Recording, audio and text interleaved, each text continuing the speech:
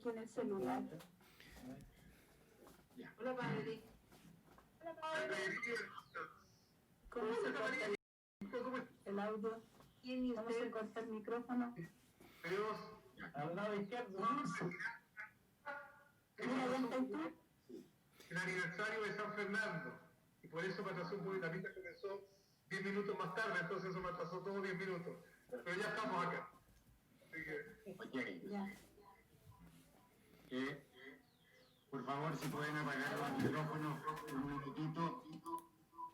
Andy está con micrófono. O el Guillermo que lo apague. Sí, lo apago a todos, pero tienen que... Padre Juan Pablo, qué alegría tenerlo acá con nosotros. Yo sé que para usted estar en cualquiera de las familias, llega a su propia familia, pero esta tiene algo especial. Absolutamente. Así que antes de entrar a ninguna conversación, voy a hacer la pregunta más importante. ¿Cómo está su mamá? Bueno, primero quisiera agradecerle su oración, su cariño, su preocupación, porque ha sido muy bonito sentir ese cariño y esa oración permanente. La mamá está bien delicada porque tuvo un accidente vascular muy severo y muy agresivo, porque la mamá es mayor, pero estaba muy bien. Tiene 96 años, pero estaba muy bien. Pasó toda la cuarentena acá con el papá. Ellos vinieron a fines del año pasado por las fiestas de fin de año y después se quedaron por el matrimonio de uno de mis sobrinos. Y cuando comenzó la cuarentena, un primo médico nos dijo, esto se viene muy fregado, por favor que se queden los papás y así estamos más tranquilos para la cuarentena, y fue realmente un acierto, porque están en la casa de una de mis hermanas, muy bien cuidados y con todas las medidas necesarias para vivir esta cuarentena con los resguardos propios y la tranquilidad. En ese escenario estaban muy bien, muy tranquilos, y cuando dio este accidente de afuera de la mamá, muy repentino, claro, siempre hay que ver la posibilidad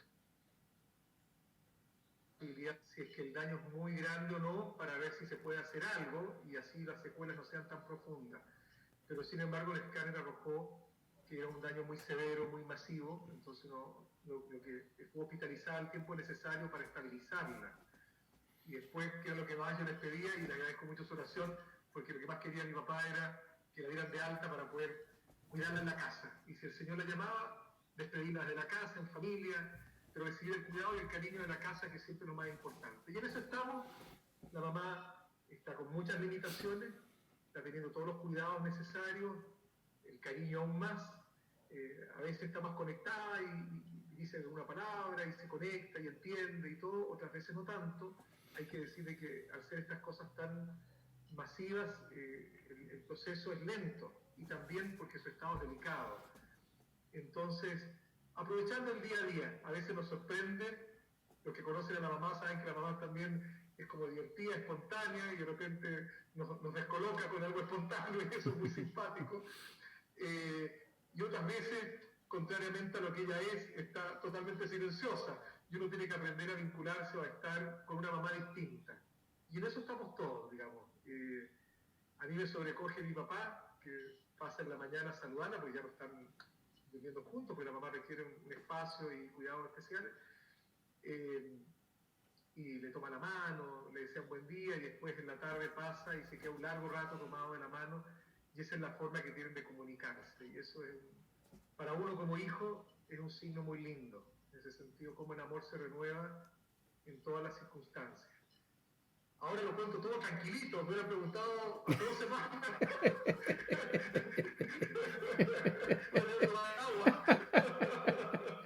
Pero cada día tiene su afán, y yo súper agradecido del cariño y la preocupación, porque ha sido muy bonito sentir eso, y cuando le contamos a la mamá de La Serena y todo, se pone contenta, y le han puesto ahí al oído con el celular personas amigas de allá, y sonríe y se da cuenta quién es y todo. No se puede expresar, pero capta plenamente eso. Así que muchísimas gracias, muchísimas gracias. Ya los papás se quedan acá, porque con estas nuevas circunstancias ya llegará el tiempo en que vamos a regresar. Me encantaría que el papá pudiera, por lo menos, la idea original era regresar con los papás, que la mamá invitar a todas sus amigas a tomar el té, no sé, poder despedirse en forma más tranquila, pero bueno, la providencia quiso otra cosa. Ojalá que el papá también, que siempre ha sido, digamos, ha querido tanto a La Serena, que pudiera pasar por lo menos un par de días, sería bueno. Pero bueno, todo está en las manos de Dios. Y les agradezco profundamente la oración y el cariño tan notorios, tan sensibles, porque uno lo siente así.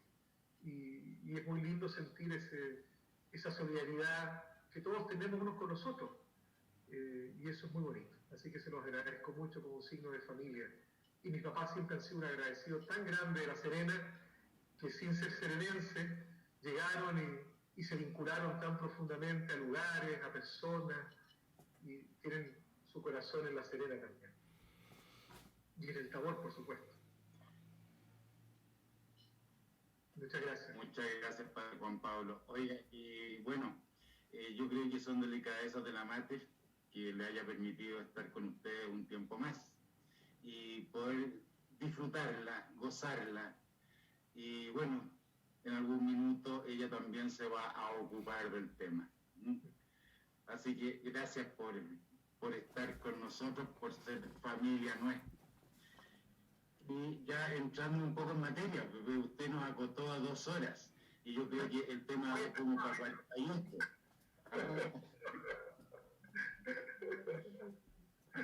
Nosotros venimos llegando desde rezar el mes de María, así que venimos todos dispuestos a escucharlo.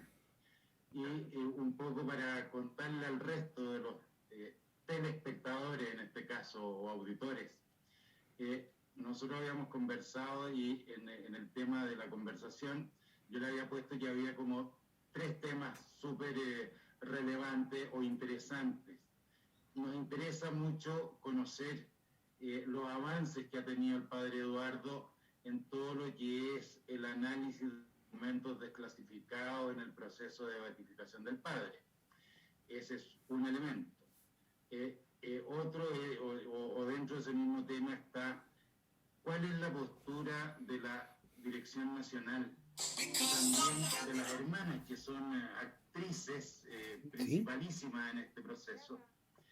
Y Sí, estoy grabando. No, estoy grabando con el programa. La Dirección Nacional, pero voy a grabar el Zoom como también. familia del Tabor en esto. Ya, chao. Y obviamente también un segundo tema es la pandemia. Cómo hemos ido abordando este tema y cómo nos ha ido afectando también. Así que en grandes líneas, Padre Juan Pablo, Pablo de La Serena, los micrófonos son todos suyos. ¡Qué susto! Me da pánico escénico los micrófonos. No. Usted sí hay algo que tiene súper claro el manejo escénico, así que... Bueno, yo creo que lo primero, y que es importante como poder decirlo frente al primer tema, es que toda esta situación y este tiempo que estamos viviendo en la perspectiva de un cuestionamiento al Padre, a todos nos ha afectado. Es decir, yo diría que eso es bien importante tenerlo presente. Es decir, ninguno de nosotros, ni comunidades de consagrados o laicos, tenemos una claridad meridiana de todo, teníamos un conocimiento absolutamente de todo, una síntesis de todo, una asimilación de todo. Si bien son hechos que cada vez se van confirmando, que entre comillas eran conocidos por el proceso respectivo, pero no por todos, todos nosotros en ese sentido estamos tomando conocimiento. Y creo que eso nos hace solidarios también en este tiempo de incertidumbre que vivimos. Por un lado está la confianza en la conducción de Dios, la confianza también en que el Padre siempre quiso que estas cosas se aclararan. Incluso está ese texto que prontamente va a salir una traducción ya más oficial, digamos mejor hecha, de la Apología Pro Beta Mea, que él escribe en la década del 60, donde él habla de estos hechos, justamente porque siempre tuvo la necesidad, el deseo de que se aclararan muchas cosas que en la visitación no se habían entendido o las cuales se había puesto en entredicho su integridad moral.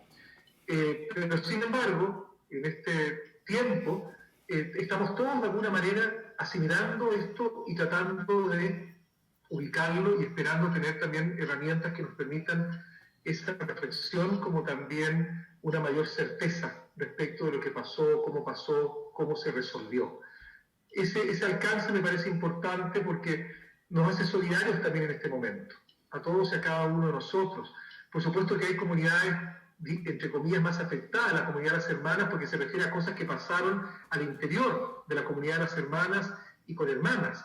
Por lo tanto, ahí no solamente hay digamos, el proceso que todos estamos haciendo, sino hay un dolor muy grande también en ese sentido de todo lo que ellas experimentan, de todo lo que se abre y la manera en que se abre, sobre todo porque la perspectiva de la teóloga ha sido más bien parcial, es decir, yo no la juzgo a ella hizo un trabajo a partir de una intuición, también de citas concretas, pero claro, a partir de eso hizo una tesis de abuso y toda su reflexión y su análisis parte como de esa base, por lo tanto no tiene como toda la argumentación o el proceso posterior que se hizo en relación con estos puntos. Entonces, eso es lo primero. Lo segundo, bueno, avances de qué tipo. Yo diría que lo primero es importante que se convocaron 2 comisiones. Una comisión histórica convocada por la diócesis de Treveris, que es la diócesis más interesada porque es la diócesis en la cual está el proceso de beatificación, en el fondo donde se ha hecho todo este proceso desde que se abrió. Y por lo tanto, también a la diócesis de Treveris todo este revuelo también le ha causado impacto, porque de alguna manera hay muchas cosas que están dentro del proceso y que se han abierto, y hay muchas cosas que tenían carácter de sigilo y se han abierto, entonces también exige, en el fondo, como otra perspectiva de análisis. Esa comisión se está armando, porque de alguna manera también hay un interés muy legítimo de la diócesis de Treveris, que de alguna manera los componentes, no solamente de la reflexión tatiana, van a ser gente de iglesia, e incluso profesionales como psicólogos, etcétera, que nos ayuden a comprender en el fondo lo que pasó, lo que no pasó, y también desde la perspectiva y la sensibilidad que hoy día tenemos frente al tema del abuso, que eso es bien importante, porque los contextos históricos son diferentes, y hay que colocar en diálogo contextos diferentes, y eso no significa relativizar lo que pasó antes, pero tampoco mirar solamente con los ojos actuales, cuando había ciertas categorías que no existían hace 60 años. De comprensión, en el fondo, no respecto de los hechos van a ser siempre un hecho que tiene un efecto, pero cómo se entiende, cómo se comprende. Y la otra comisión que ya comenzó a funcionar es una comisión al interior de la familia de Schoenstatt, donde se ha convocado un grupo amplio de personas, mayoritariamente laicos, para poder, de alguna manera, ir trabajando ciertos temas que esta crisis, podríamos decir, nos ha hecho reflexionar o nos está confrontando. Esa comisión ya se reunió un par de veces. De Chile participan Fernando Allende, que él es psicólogo y forma parte de la Federación de Familias, participa Ignacio Serrano, él es filósofo, especialista, ha hecho su doctorado, lo hizo mucho en el pensamiento del fundador, y él forma parte de la Federación de Hombres, y están de las comunidades consagradas la hermana Jimena Allende y el padre Patricio Múa, de Chile. Pero a eso se suman muchas personas de diferentes países. Es una comisión internacional que lo que quiere es justamente no tanto el tema histórico duro, porque eso lo tiene que ver la otra comisión y va a tener acceso a documentación que quizás esta otra comisión no tenga, pero sí trabajar temas que esta situación que vivimos nos está como confrontando o nos está exigiendo una profundización. El padre Eduardo ha mandado un par de informes. En el último informe que envió, él comenta que ha tenido acceso a esa documentación. Todavía no había llegado, por lo menos en el último informe que hizo, a las citas concretas que tomó Alexandra von Teufenbach, es decir, la teóloga que hizo toda este estudio y estas acusaciones a partir de un libro y edita un libro. Porque, bueno, son miles de documentos, pero ha llegado muchos documentos y algo muy importante al informe de Monseñor Trump, que en el fondo es el visitador final, y que eso es muy curioso porque se va a ver cómo él percibió y cómo resolvió el tema. Porque, de alguna manera, Es decir, en el tema de las acusaciones, bueno, en el tema del exilio y las causas del exilio tienen que ver con lo propio de Schoenstatt, tienen que ver con el rol del fundador, tienen que ver también con la crítica que hace el fundador también a la Iglesia, por lo tanto hay un tema de considerar o no obediencia, y también está este tema de las acusaciones. Hasta ahora, para nosotros, no había tenido un peso tan grande estas acusaciones, más que los otros temas que tocan el carisma. A partir de este estudio, de esta teoría, estas acusaciones asumieron un protagonismo grande y que a todos nos remecen. ¿Por qué? Porque hoy día todo el tema del abuso, y lo hemos experimentado también muy de cerca, nos afecta porque hemos comprendido o hemos asimilado o hemos tratado de asumir una realidad muy dolorosa que es el tema del abuso. Bueno, él ha llegado a alguna documentación, no a toda, mucha de esa documentación está en latín, entonces se está traduciendo, y en lo que él ha llegado dice, entre comillas, es decir, no hay elementos nuevos que en el proceso de ratificación no estuvieran como siendo conocidos o hayan aparecido de alguna forma, pero sí vamos a tener mucho más información cómo eso se resolvió, cómo se entendió, cómo se comprendió y se transmitió, y qué consecuencias trajo. Ese todavía es un camino. Ahora no sé, alguien me había comentado, pero lo confirmé, por lo tanto lo digo con beneficio de inventario, al parecer porque nuevamente hay limitaciones por la pandemia, nuevamente se habría cerrado el archivo del Santo Oficio por las limitaciones de la pandemia, porque por eso el padre Eduardo no pudo entrar inmediatamente que pasó todo esto, porque hubo que esperar hasta bastante más adentrado el año en que se permitió poder volver a entrar, porque la pandemia significó que se cerraran muchas instituciones y muchos espacios. Eso podríamos decir que está, ese es el tema.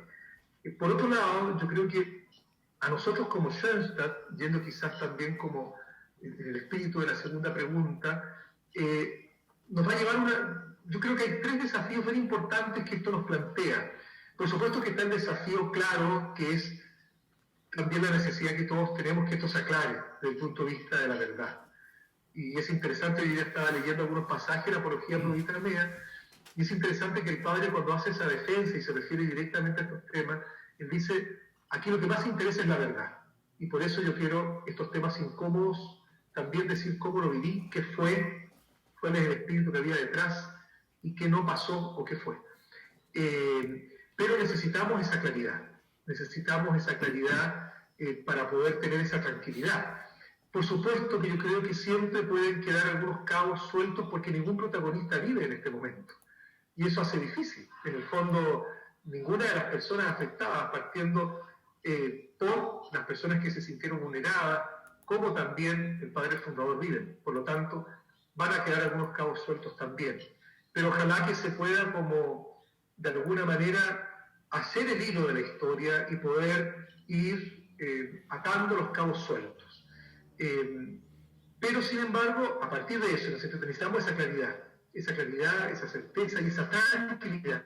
Porque esto a todos nos ha afectado. ¿Para qué estamos con cosas? Y a todos nos ha dejado ser un poquitito perplejos.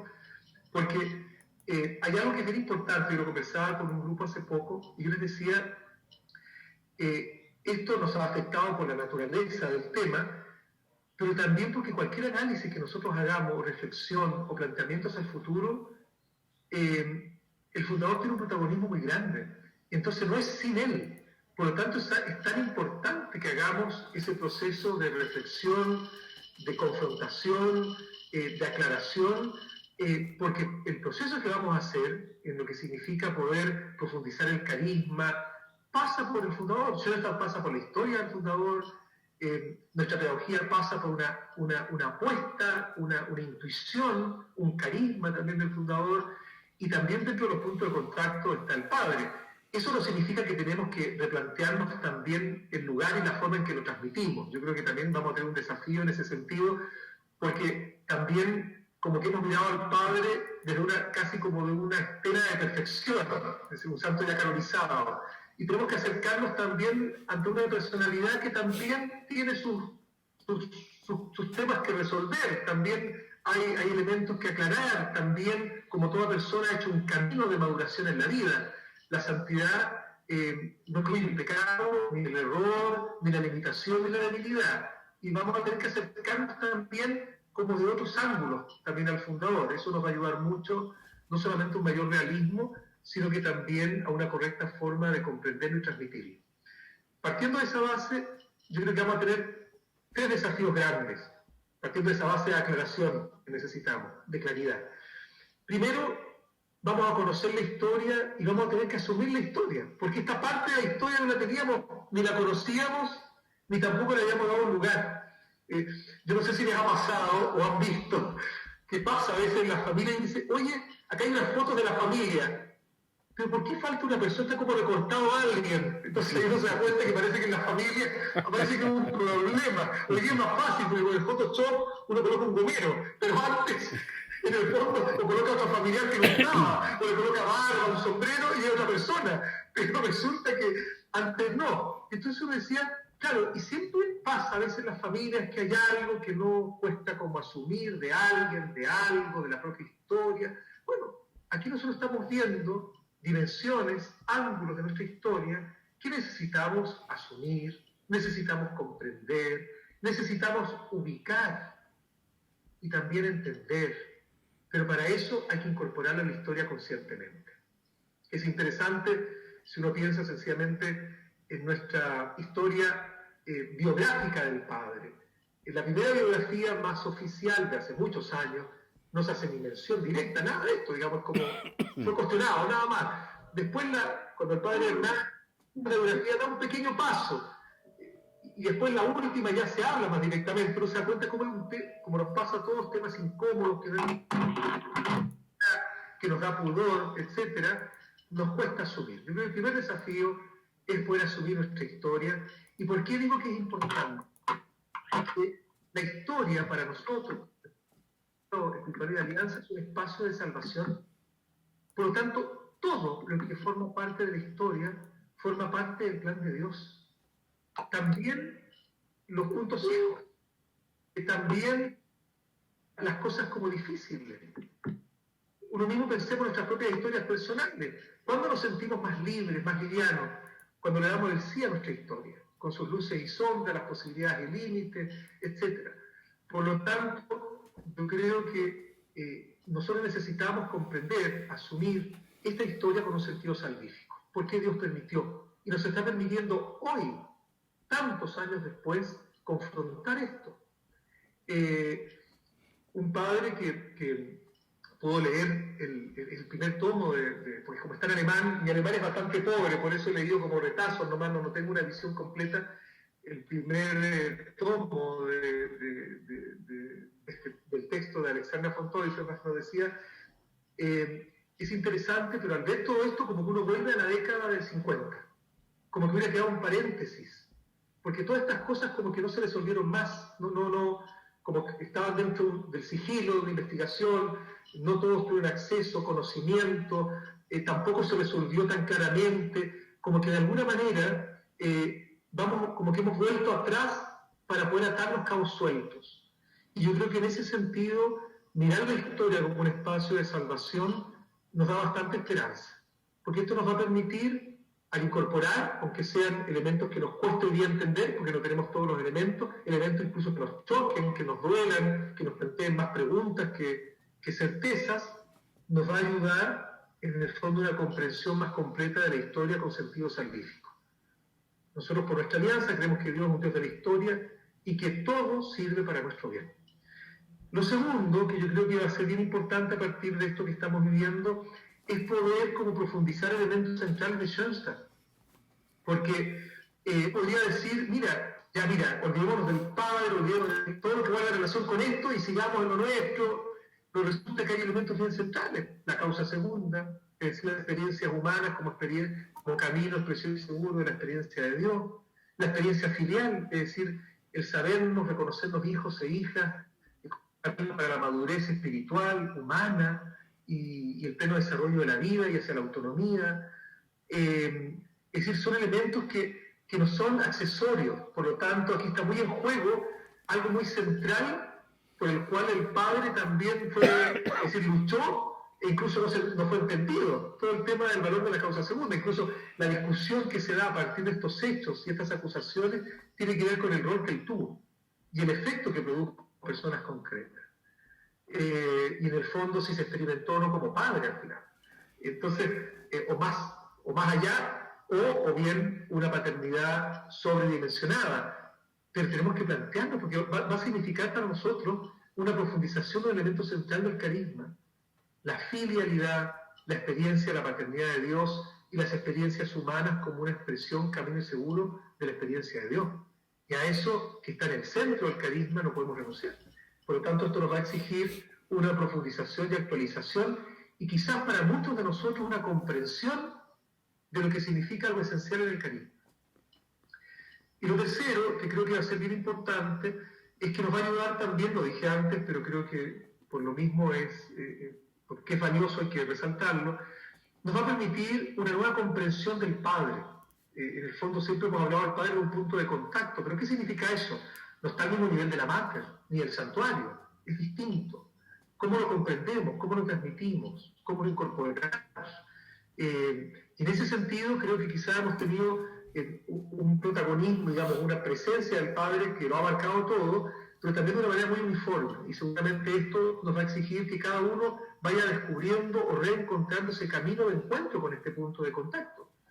A veces es interesante, pero yo recordaba que a mí me tocaba trabajar en distintos lugares. Y siempre un tema que a muchos le costaba y nos pasaba, sobre todo a los varones. Oye, ¿por qué está todo el padre? ¿Quién tenés que tanto como que me cuesta? La mujer naturalmente es más filial, entonces como que voy a entender ese vínculo con el padre y sentir a ese padre que como reflejo de la paternidad de Dios nos quería como alguien original. Pero como a ese varón le cuesta un poco más, tiene que hacer un camino. Y en el fondo yo creo que el gran desafío es cómo lo entendemos, lo comprendemos y cómo cada uno hace un camino de descubrir este padre que tiene un rol importante no solamente en la historia, no solamente en la pedagogía, no solamente en el carisma, sino que como un camino que nos ayuda a comprender la historia, el carisma, la pedagogía y también la paternidad de Dios. Pero no es un absoluto, en el fondo, no es Dios. Y ese salto es importante darlo. Ya he recordado mucho, y creo que nos van a servir mucho las tríadas que el mismo fundador nos dio pedagógicamente. Él decía que nos pasaba frente a las experiencias vitales, especialmente las personales, y eso pasa en la familia, pasa en la amistad, pasa en el trabajo, pasa en la iglesia, en todo vínculo humano, uno tiene como 3 estadios. La ilusión, que tiene que ver con la idealización. El segundo estadio es la desilusión o el desengaño, y uno dice en realidad, y aquí voy a hablar por ejemplo a los matrimonios presentes, cuando uno dice, en realidad este no era tan príncipe azul, o esta no era, no sé, la mujer soñada, como que me encuentro con algunos rasgos del temperamento que no me calzan con esa imagen inicial, o no sé, fuimos papás y apareció cada uno con otra dimensión, o estaba en un momento distinto, y uno dice, claro, también la experiencia de desengaño, de desilusión es importante, porque ninguno de nosotros es perfecto. ¿Para qué? Para reencontrarse, como tercer paso, con una experiencia más madura, un vínculo más maduro, donde uno es capaz de mirar, o no solamente detenerse en lo que idealizo o proyecto en el otro, sino que también lo acepto como es nuestro. Y eso no significa que uno tenga que crecer, que purificar y complementarse. Pero el paso de madurez que uno diga, bueno, Dios me llama a amar a esta persona con sus fortalezas y debilidades, con sus aciertos y errores. Y creo que también esa tríada nos va a ayudar en esa renovada comprensión del fundador. Y relacionado con el último punto, de alguna manera, bueno, ustedes decían qué posición toma la dirección. Bueno, no es que uno tome una posición, yo creo que todos nosotros como familia de Schoenstatt, y pienso en la presidencia nacional, donde estamos todos representados, yo represento al movimiento y a la liga en ese sentido, todos estamos haciendo un cambio, lo que le decía antes, lo importante es hacerlo, no podemos dejar de hacer este camino, pero eso no significa paralizarnos. ¿Por qué? Porque es mucho más la vida que hemos recibido, y la Mater sigue en el santuario, regalando sus gracias, y nuestra alianza ha sido fuente de vida, y nuestro carisma nos ha dado vida. Eso yo creo que el desafío es no paralizarnos, pero tampoco como que bajar la cortina y seguir como que si no hubiera pasado nada. No, todos estamos haciendo un camino de comprensión, como les decía, en la historia de Schoenstatt, en asumir esa historia con sentido salvífico, en ahondar en elementos centrales del carisma y también una nueva comprensión y transmisión del lugar del Padre en nuestra espiritualidad y en la familia y en el corazón de cada uno. Y para eso necesitamos también la claridad, y por eso es importante recorrer este camino. Yo creo que esa es la perspectiva que estamos teniendo. En el fondo poder, en la medida también que vayamos teniendo como ciertas certezas o ir como dando, si ustedes se fijan, siempre se va dando un signo en la medida en que haya algo. No se trata de hacer algo artificioso, sino que más bien es un tema que nos va a acompañar un tiempo largo. Y para eso hay que tener como confianza y libertad. Confianza en que vamos a ir haciendo este camino y la libertad para no quedarnos paralizados en ese camino y también cada uno ir cumpliendo la misión que Dios nos ha confiado, no paralizarnos. ¿Y qué podría esperar uno del Tabor? Son preguntas como complejas esas. ¿Quién soy yo para esperar algo del Tabor? En ese sentido, soy uno más, sencillamente estoy al servicio de la vida de la familia. Yo podría decir, por el cariño que le tengo a esta familia y la gratitud inmensa que le tengo, si pienso en nuestro querido Tabor. Si ustedes se fijan, el Tabor está marcado por la experiencia filial. ¿Qué es la experiencia del Tabor? Que escucha a Jesús, tú eres mi hijo amado. Por lo tanto, la experiencia paterno-filial, se revela un Dios que... Y Jesús que nos muestra que al ser hijo podemos comprender más hondamente nuestro misterio humano y también el misterio de Dios. Pero el Tabor es la antesala de la pasión. Tanto es un momento de glorificación, donde vemos la plenitud, pero para alcanzar esa plenitud es importante el paso que sigue, que es la pasión. Y en ese sentido yo creo que nosotros estamos llamados justamente por esa experiencia a creer en el fondo que también en esa dificultad y en ese dolor se va a manifestar el amor de Dios y nos va a hacer sentir profundamente amados también en los momentos de incertidumbre. Porque lo que experimenta Jesús es claro, lo que ven los discípulos es esta gloria, pero no se dan cuenta que lo que viene también, o lo que está en juego, es también la pasión, como una expresión del amor llevado a su plenitud. ¿Y qué significa eso? También en la incertidumbre, yo creo y maduro en esa experiencia del profundo amor de Dios. También Dios nos ama y se manifiesta en la incertidumbre y lo puede transformar en un momento de gloria, en un momento de esperanza. Ustedes como familia del Tabor les ha tocado cosas muy difíciles. Es decir, si uno piensa todo el tema de Francisco José Cox, en el sentido del ex obispo, cuánto no ha dolido, cuánto no ha desangrado, cuántos momentos no han existido en el fondo que hemos sentido como ese dolor grande. Y ha sido una experiencia en que en el fondo hemos tenido que renovar nuestra confianza en que Dios nos ama. Y es que Él conduce la historia también con estas oscuridades. Y va a ser capaz de transformar una oscuridad en luz para nosotros. La luz del Tabor que surge de esa confianza heroica en el amor de Dios. Yo diría que tiempos así de incertidumbre, porque si ustedes fijan, estamos viviendo un tiempo de incertidumbre transversal. La crisis mundial por la pandemia nos ha puesto un horizonte de incertidumbre mundial.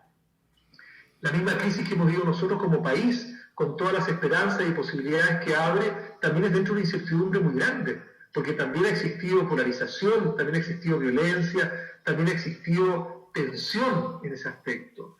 Y la crisis que estamos viendo ahora como Schoenstatt frente a todo el tema de las acusaciones al padre también nos genera incertidumbre. En el momento de la incertidumbre necesitamos también la gracia del Tabor que nos haga creer que Dios se va a manifestar y que va a iluminar también la oscuridad, va a iluminar también las dudas, va a iluminar las preguntas, va a iluminar la incertidumbre.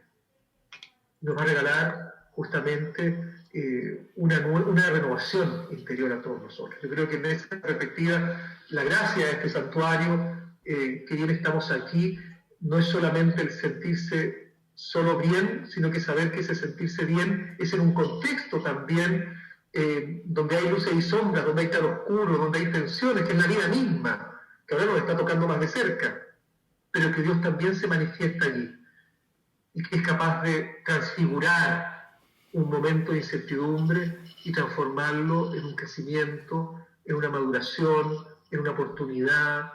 Y seguramente cada uno está haciendo esa experiencia. ¿Cuántas veces a propósito de la pandemia lo hemos dicho? Oye, en la pandemia, con todas las dificultades que he tenido, mira, nos ha permitido esto otro, aquí, allá, allá.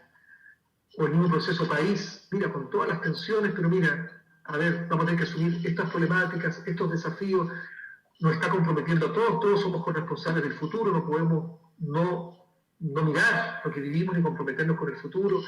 Lo que estamos viviendo en Schoenstatt nos está haciendo plantearnos, nos está haciendo también profundizar, nos está incluso interesante cuando ahí estuvieron ustedes, nuestros coordinadores, en el encuentro con los coordinadores a nivel nacional, y se había despertado mucha inquietud por estudiar al padre, por ejemplo. Algo que siempre nos costaba, y de repente ahí hubo un fruto de este momento como de claro oscuro, de más incertidumbre que certeza. ¿Por qué nos llevó a, oye, quiero profundizar un poco más en él? Es decir, el hombre, la mujer del Tabor, es decir, creen en que la incertidumbre va a ser transfigurada, en que Dios se va a manifestar, y creo que eso es muy importante. Son hombres y mujeres de esperanza.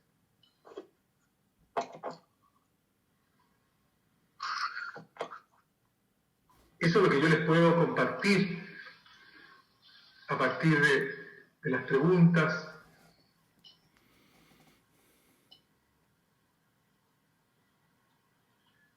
Muchas gracias, padre.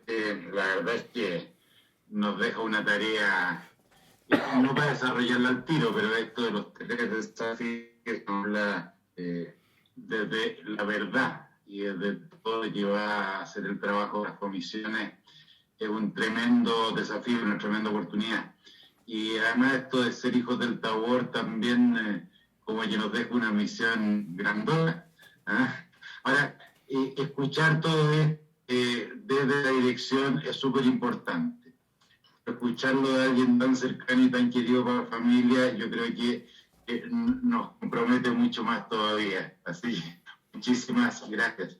Y yo quisiera, si usted quiere agregar algo, pero una segunda parte de esta conversación era precisamente conversar.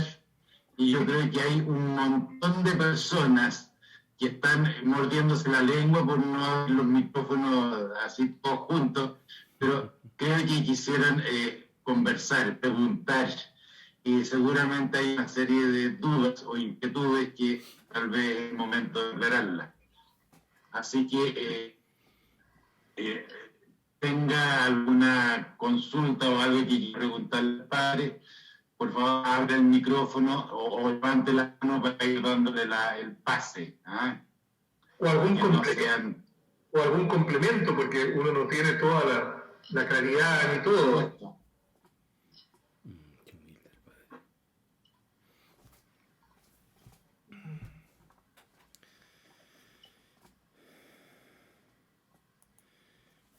Se quedaron todos para adentro, nadie pregunta nada. Quedó todo muy claro, clarísimo. A trabajar ahora entonces. Ana María quiere preguntar algo. Y Guillermo. Ya, Ana María, y después Guillermo. Bueno, buenas noches, padre. Muchas gracias por darnos este tiempo. Ya es segunda vez que nos vemos. Yo estuve en la jornada de Puerto Montt con usted.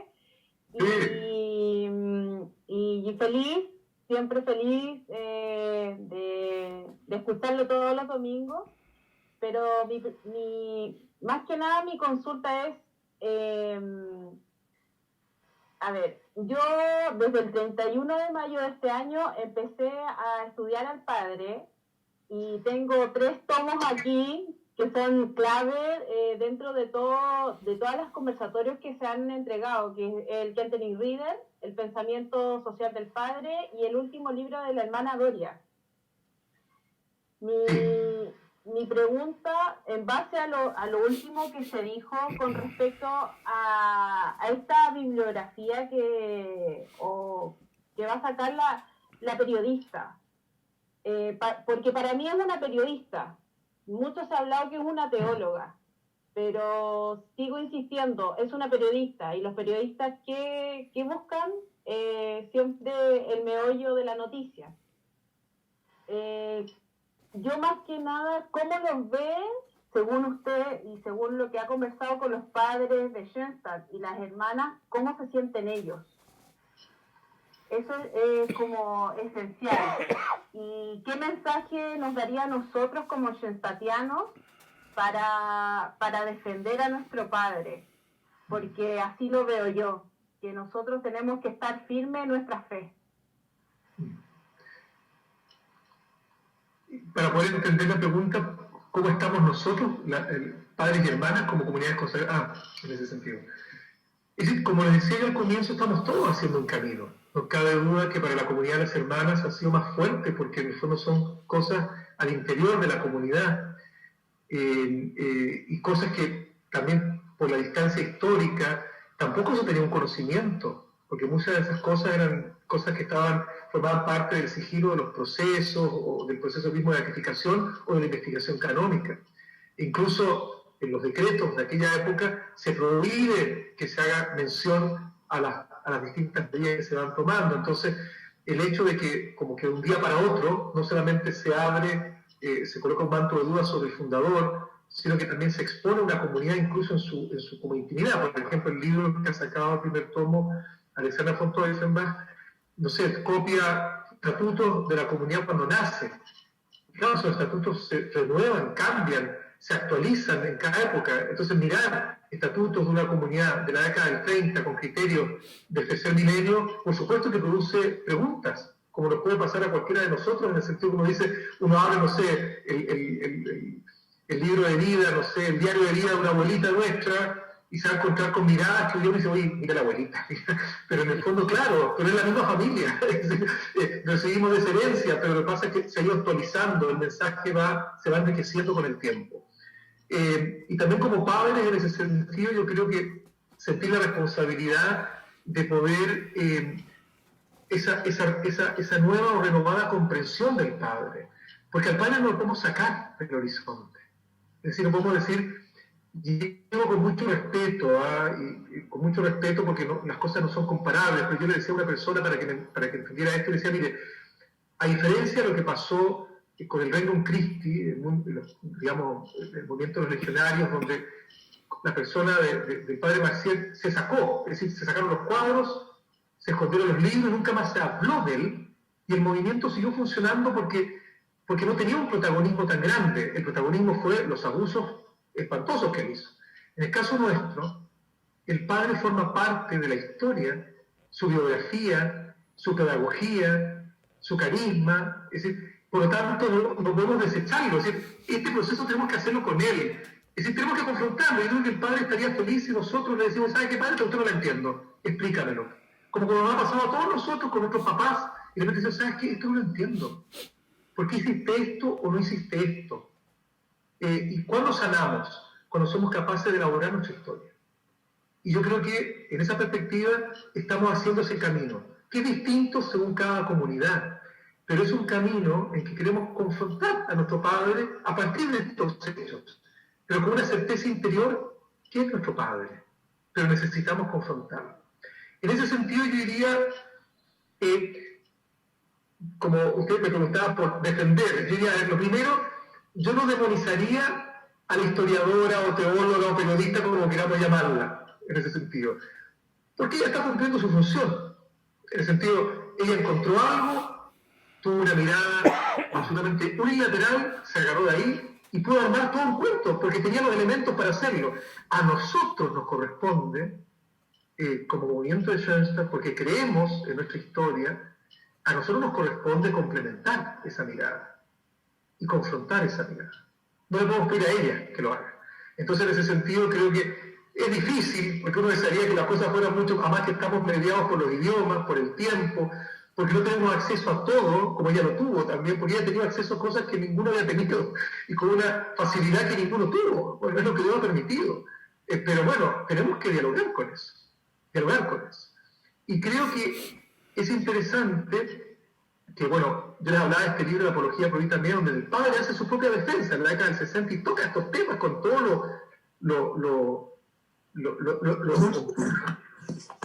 complejo de los temas, y los toca, y nosotros nos va a tocar también tocarlos e interpretarlos. Pero hay un elemento súper importante que no podemos dejar de lado, y que para mí ha sido bien también decidor, ahora estoy hablando a título personal, en mi comprensión de hacer con esperanza este proceso. Dios nos está permitiendo mirar con los ojos del que estaba en la otra orilla, de aquellos que no experimentaron al Padre como Padre. Y es bueno mirar también desde esos otros ojos. ¿Qué pasó con esas hermanas? ¿Por qué ciertos hechos lo interpretaron de tal manera? Y por supuesto que el Padre hace referencia incluso a temáticas psicológicas, etc. El Padre tenía una capacidad, una intuición, un conocimiento del alma humana increíble, pero tampoco tenía una formación psiquiátrica total o psicológica total para captar todos los pormenores del alma, en ese sentido, las repercusiones que tiene el alma. Hoy día hay un elemento muy importante frente al abuso, que es la subjetividad, en un sentido positivo, es decir, puede ser que no haya pasado nada desde el punto de vista como material del abuso, algo que lo materializó, pero es muy importante cómo la persona lo sintió, lo experimentó. ¿Cuántas veces nos pasa que nosotros hemos dicho, oye, me sentí tan mal frente a esta persona? No sé, no te dijo nada, es que tocó algo quizás que una fibra mía, un tema mío o una dificultad mía, mira cómo lo dijo, no sé, porque repercute en el alma personal. Entonces, ese elemento que antes ni siquiera estaba en la psicología, hoy día es un elemento a considerar, cómo los hechos repercuten en el propio corazón, en la propia existencia, sobre todo en las fisuras que uno tiene en la propia vida. Por lo tanto, yo creo que también el situarnos desde la otra orilla nos va a ayudar a comprender mejor la historia, es decir, y poder entender por qué reaccionaron así y por qué llegaron a un punto también como de ruptura tan grande. Y eso también va a confirmar el hecho de que el Padre hizo una muy buena labor, pero que en algunos casos quizás no desde el punto de vista de la intencionalidad, sino que de la asertividad, quizás no captó tan hondamente qué estaba pasando en el otro y las repercusiones que tenía su propia persona en el otro. O ciertos gestos o actos, porque esto tienen que ver, primero tiene que ver lo que es central en estas acusaciones, con un abuso de autoridad o una presencia de una sobreautoridad, es decir, una sobrepresencia. Y solamente un hecho tiene que ver con alguna situación con connotación de la sexualidad, porque ni siquiera se refiere a un acto o una situación sexual concreta, sino que connotación y dentro de un momento religioso. Es decir, también todo eso habrá que entenderlo. No lo entendemos hoy día tan fácilmente. Y hay que entenderlo, y meternos nos va a permitir entender. Y quizás también tomar distancia, porque hay que pensar que si bien el Padre era avanzado, estamos hablando de hace 70 años. Por lo tanto, hay ciertas cosas que hoy día tenemos otras miradas y tenemos que dialogarlas de otra forma. Es decir, yo parto de la base de que el mismo Padre nos va a ayudar a hacer ese proceso, porque es más interesado en que lo confrontemos. Porque en ese sentido hay una libertad muy grande de él, y él trató de hacerlo, pero la Iglesia no se lo permitió, y tampoco recepcionó lo que él escribió, de aclarar todas estas cosas, que para él en su contenido eran súper conocidas, y él quería aclararlas, pero nunca se dejó, y quizá ahora es la oportunidad para profundizarlas y aclararlas, confrontándolas.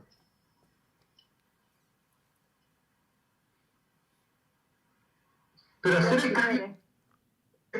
camino es la mejor defensa, es decir, no defendernos ni levantar, sino que hacer este camino. Insisto, creo que los mejores ejemplos son los de las familias. ¿Cuántas veces descubrimos un dolor inmenso o tenemos un conflicto inmenso dentro de nuestra familia, y si no hacemos el camino, claro, eso siempre nos va a penar, nos va a doler, nos va a costar?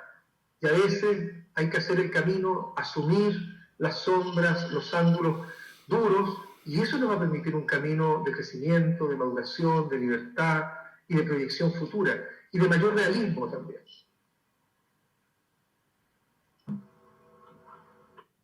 Muchas gracias, Padre.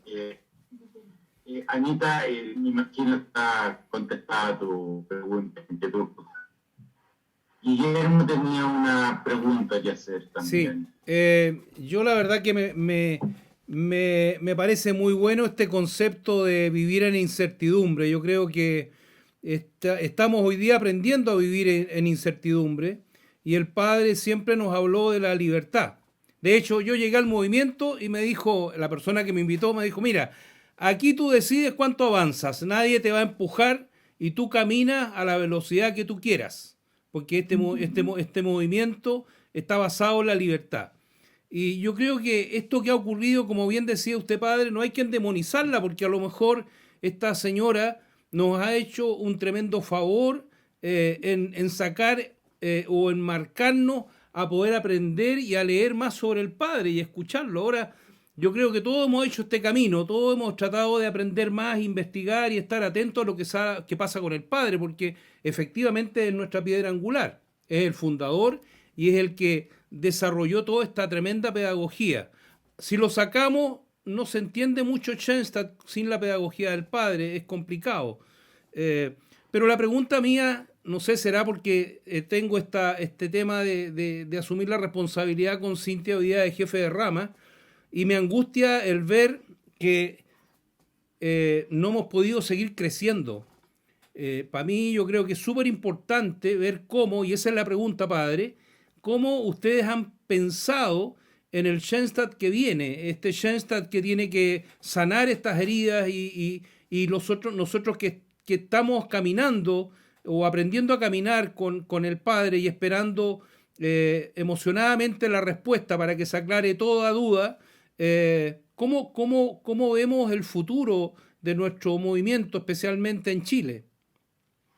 ¿Qué hacemos para poder conquistar a corazones jóvenes y que podamos pensar que nuestro santuario y nuestros santuarios en general van a seguir estando llenos de gente joven? Eso, padre. Bueno, yo creo que lo primero es que el desafío de crecimiento, de reencantamiento, es un desafío transversal y que no obedece solamente a este último punto. No nos olvidemos que hemos tenido un cambio cultural tremendamente profundo. Y todos ustedes experimentan, me imagino, sus propios hijos, nietos, cambios de miradas, de perspectivas totalmente diferentes. Es decir, y Chile ha experimentado una aceleración muy grande desde el punto de vista cultural valórico, muy grande, en ese sentido del cambio de la perspectiva y finalmente, de alguna manera, ese ideario cristiano responde a mis deseos, a mis proyecciones, a mis deseos y a mis expectativas en el fondo. Primero, eso creo que es importante porque eso es transversal, es decir, ese cambio cultural valórico que en Europa ya lleva mucho más tiempo llegó a nuestra patria y llegó de una manera bastante acelerada en los últimos años. Después hay que hacer análisis sociológicos y antropológicos de que por qué tantas cosas que pensábamos que estaban tan firmes en nosotros estaban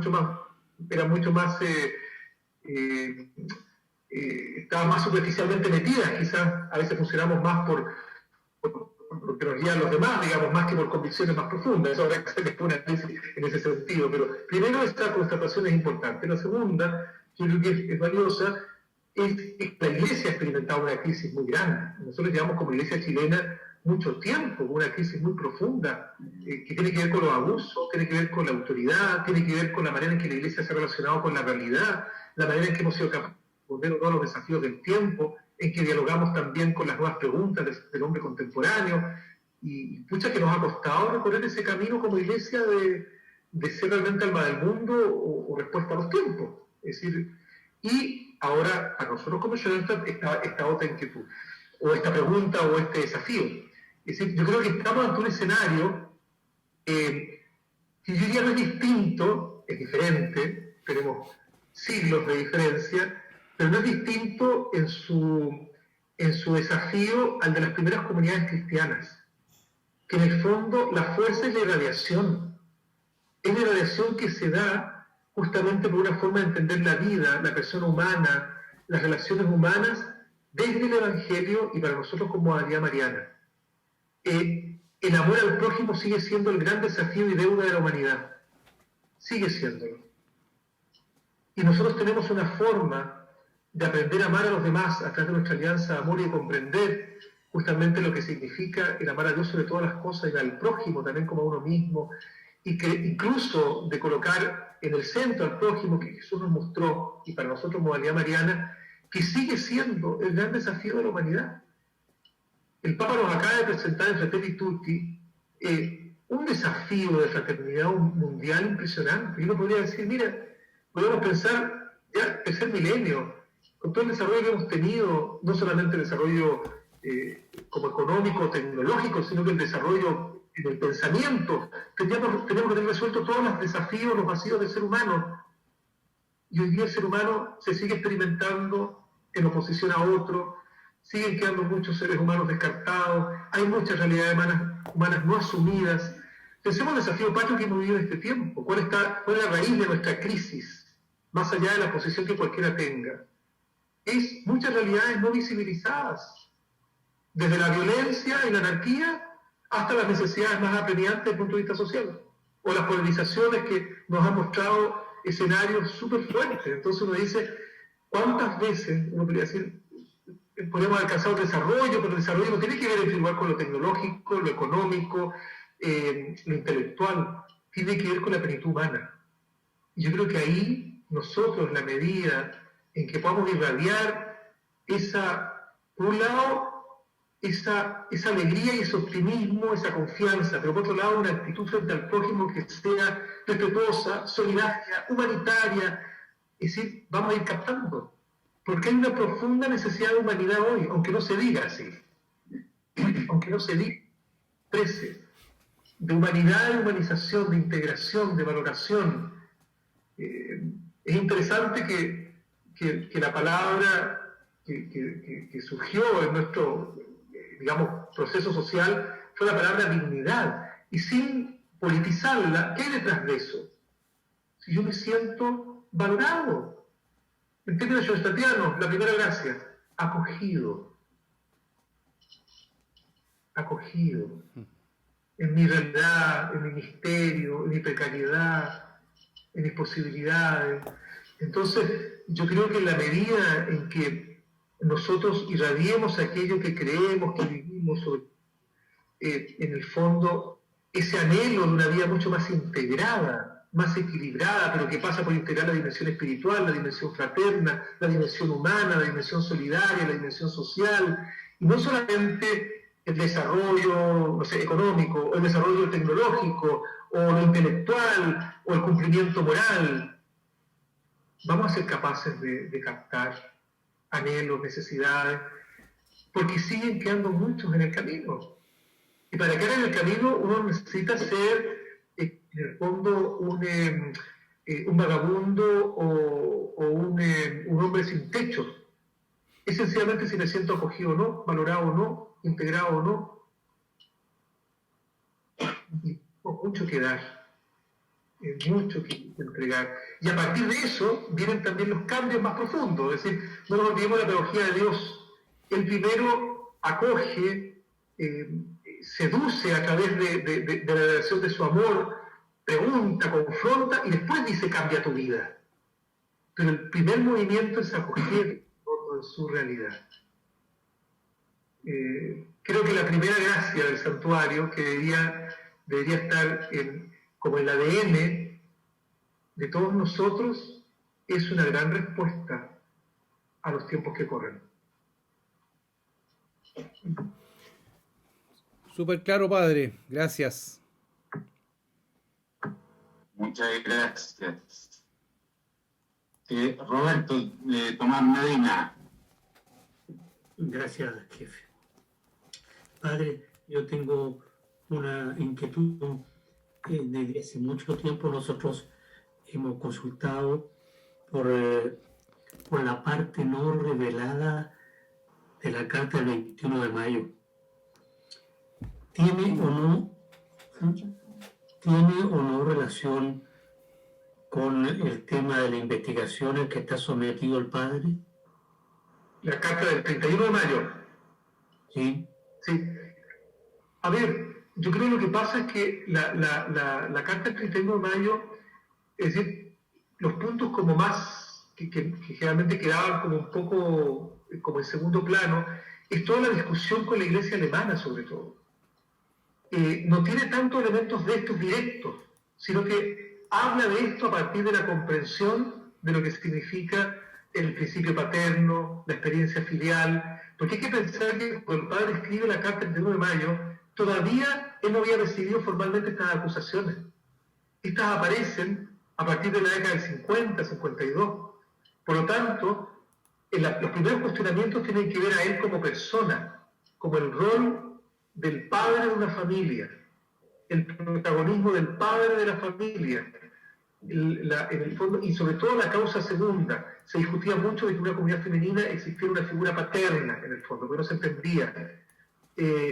Por lo tanto, y él lo que hace es explicar el valor de la causa segunda, cómo esa experiencia humana permite comprender y vivenciar la experiencia de Dios. Entonces, sobre todo se refiere a eso, y la extensión de la carta tiene que ver porque son muchas...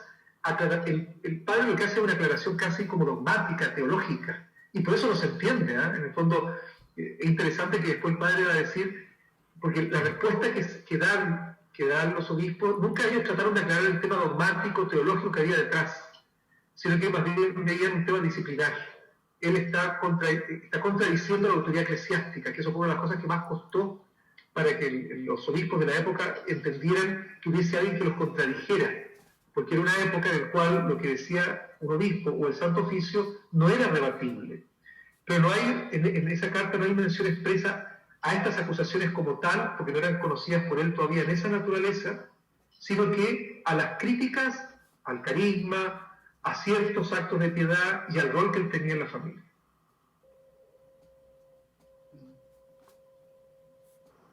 Gracias, padre. Okay. Muchas gracias. ¿Alguien más tiene alguna consulta, pregunta, comentario? Ana María Orrego. Está Anita Olave también, la Juanita. ¡Ah, ya! Entonces, solamente, padre, muchas gracias por todas las explicaciones, pero también es importante situarnos en el contexto del tiempo también, porque en este momento uno escucha muy fuerte toda esa acusación, esas acusaciones que hubieron en el año 50-52, pero también uno tiene que situarse en el tiempo, en el sentido de que eso existía dentro de las congregaciones, dentro de los monasterios, todo esto de la flagelación, vamos a decir, o de los... Entonces, eso yo creo que es importante para poder entender también por qué se daban este tipo de cosas, por qué, y era libre también. Sí. Pero porque de repente a veces uno cuando lo lee hoy, 2020, suena demasiado fuerte todo ese tipo de cosas, pero esas cosas existían, y lo que tengo entendido es que cada una que quería someterse a esas preguntas o a los diferentes ejemplos que ha sacado esta teóloga, el padre daba el permiso en ese sentido. Eso es lo que yo sé. Entonces, sí. Sí, usted. Sí. Primero, lo que usted dice es muy cierto, algo yo comenté al comienzo, tenemos que tener muy claro que vamos a tener que hacer dialogar los contextos históricos, que son totalmente distintos. Claro. Hacerlos dialogar, porque no podemos minimizar el contexto pasado ni absolutizar el contexto actual. En el fondo, claro, hay que hacerlos dialogar, hay que tratar de comprender, porque hasta la psicología humana es distinta, porque en el fondo la manera en que entendíamos ciertas cosas hace 30, 50, 60, 70 años es muy diferente por incluso la terminología. Hace 70 años no se hablaba de abuso, por lo tanto no hay una acusación formal de abuso con esta palabra. Claro. Y en ese sentido vamos a tener que hacer ese diálogo de comprensión. Y otro, que eso va a ser muy importante, y ahí las hermanas nos pueden ayudar mucho, y se está haciendo poco a poco, es cómo se entienden hoy y cómo fue el desarrollo de todos estos actos religiosos, prácticas religiosas, en el fondo que estaban en los inicios de la comunidad, pero que se van desarrollando como nos pasa a todos, que hay cosas que van evolucionando y cambiando. El padre ya fue tremendamente novedoso, pero también la comunidad va siendo novedosa en su tiempo. Hay algo bien importante, es decir, ciertas prácticas, por ejemplo el Kindles Examen, el examen del niño, en el cual surge la mayor polémica respecto de estas preguntas a la hermana Georgia, eso es algo primero personal. no era obligatorio ni curricular, todos tuvieran que hacerlo o no. Segundo, formaba parte de un proceso personal en que la persona, haciendo un camino, quería en ese gesto poder entregarse a Dios por entero, y si es que había algo que liberar, que desatar, entregarlo, porque al verbalizarlo y al entregarlo se produce una liberación. Quizás para que lo entendamos. Sí. ¿Cuántas veces nos ha pasado que nosotros pensamos algo frente a alguien o algo? Y mientras lo pensamos y nunca lo decimos, nos pena. Pero cuando de repente le puedo decir, ¿sabes qué? Esto que tú hiciste me hirió profundamente. Y lo tenía guardado 50 años y sangraba por herida todos los días y nadie entendía por qué, mi susceptibilidad. Y cuando fui capaz de decirlo, me liberé, y eso me permite ubicar ese dolor, esa herida en la historia, en el alma y en el sentido. Bueno, estos actos o estos gestos o estas prácticas están unidas a un proceso personal de crecimiento frente a Dios, frente a la Mater. Por lo tanto, existía un camino personal y una decisión personal de ciertos pasos o ciertos gestos o ciertos actos. Nunca se obligaban, no eran tampoco curriculares, y además algo muy importante, que fue el paso que se dio, de alguna manera se daban justamente ante uno u otro de los superiores, superior a un superior, en este caso el padre o la superiora general, como un signo justamente de crecer en esa confianza. Si la persona que es mi superior, que representa el amor de Dios, ya sea como principio paterno o materno, me acoge también en toda mi precariedad, eso nos regala una gran paz y libertad interior. Es como cuando uno dice, un ejemplo muy pequeñito, pero creo que los ejemplos simples nos ayudan a entender las cosas. Como cuando uno, no sé, cuando uno era niño y cometió una maldad y está ahí como sufriendo, y hasta que se lo dice a la mamá, dice esto, y siente que la mamá dice, ya hijito, sí estuvo mal, pero le da un abrazo, respiro. Y eso pasa en estos procesos interiores. Cuando uno puede abrir algo, entregarlo, libera.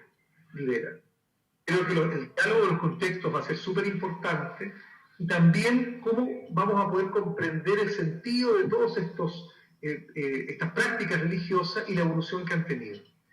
Y justamente seguramente algunas nos van a incluso hasta el punto de vista como terapéutico, las vamos a entender muy positivamente. Lo que pasa es que hoy día comentamos solamente por esta única vía, que es la vía que nos abrió Alexandra von Teufelbach, desde una acusación, una mirada unilateral. No tenemos la captación total de lo que hay, no solamente de lo que ocurrió, sino que también del valor que pueda tener detrás. Claro, y por desconocimiento nos asustamos, porque en realidad nos fuimos todos en contra tanto de ella como del padre. Entonces no sabíamos qué, pero en realidad eso existía, en esos tiempos eso existía, era normal. Es lo que para nosotros hoy día está quedando lo que es el capital de gracia, que nosotros ofrecemos algo que ahora es una alegría o algo que nos cuesta, pero en el fondo es esa misma relación, vamos a decir, por supuesto a los años en que vivimos hoy. Pero yo creo que también quisiera aclarar, que eso sí que va a ser importante y el padre va a ser el primer contento de confrontarlo. Sí. Por ejemplo, yo tengo una pregunta al padre, que si una casa la haría, porque dentro de este libro aparecía respecto de ciertos castigos, en el fondo, que no lo hacía el padre, sino la persona. Y yo digo, eso no me calza con el padre, porque por más que haya sido una evolución de la época y se acostumbraba, porque el padre fue el primero que se opuso a los castigos físicos en el orfanato. Fue el primero que, ya cuando fue director espiritual de los congregantes y existían castigos físicos, se opuso. Entonces, como que me cuesta entender que se hubieran legitimado en ciertas circunstancias. Entonces, yo necesito entender eso, lo digo como muy humildemente. Sé que él me lo va a explicar y vamos a entenderlo. Pero hoy día yo lo confronto, y digo, ya padre, me vas a tener que explicar esto, porque no tenemos todavía todas las piezas, claro. Pero no me siento mal hijo. Me siento como mi papá, cuando le digo a mi papá, oye papá, esta cuestión, esto que dijiste, esto que hiciste, esto que faltó, no lo entendí, explícamelo. Y quizás me lo explica 100 veces, y no va a estar de acuerdo, pero bueno, pero me regala libertad decirse. Creo que también tenemos que tener esa libertad frente al padre. Padre, una última cosa, perdón. Pero el padre también hacía ese tipo de cosas. Se saben muchas cosas de Milwaukee, por ejemplo. Claro, Que- pero hay que que es- entenderlas, porque nos parecen tan ajenas a nuestro tipo Claro. de vida. Vamos a tener que entenderlas, porque son muy ajenas justamente a lo que nosotros entendemos. Eso es lo más importante, conocer al padre, Ver la profundidad que hay detrás, pero necesitamos entenderlo. tal cual. Sí, muchas gracias. Usted. La otra hija. Gracias, padre. La otra es... Bueno, buenas noches. Espero que el Espíritu Santo me ilumine. El que esté libre de pecado, que tire la primera piedra, como dice por ahí una parábola. A mí el Padre me conquistó en el sentido de que Él vio en su tiempo el vacío existencial del hombre. Y Él buscó la forma de a través de la autoeducación, que el espíritu, el ser, fuera evolucionando. Yo creo que, como bien dicen todos, el Padre era visionario, era el renovador de la iglesia, y muchas cosas tuvieron que haber caído muy mal a una iglesia anquilosada, en términos médicos, pero es como muy rígida. Él hizo que sus congregantes fueran libres, que tuvieran pensamiento crítico, incluso dudaran de la fe, pero haciendo todo el esfuerzo de alianza con la madre. Él les decía que entre más capital de gracia, más la madre nos iba a ayudar. A mí me llama mucho la atención la hermana Petra.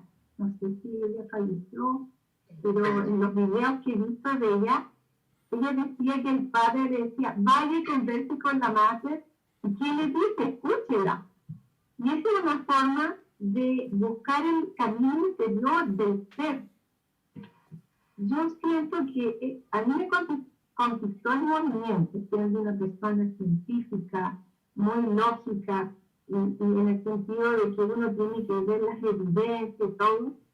Ser médico no es fácil congeniar a veces con la fe, pero sin embargo aquí este movimiento a mí me conquistó en el sentido que la santidad llegó a la tierra, en las cosas pequeñas, en los pequeños actos bien hechos.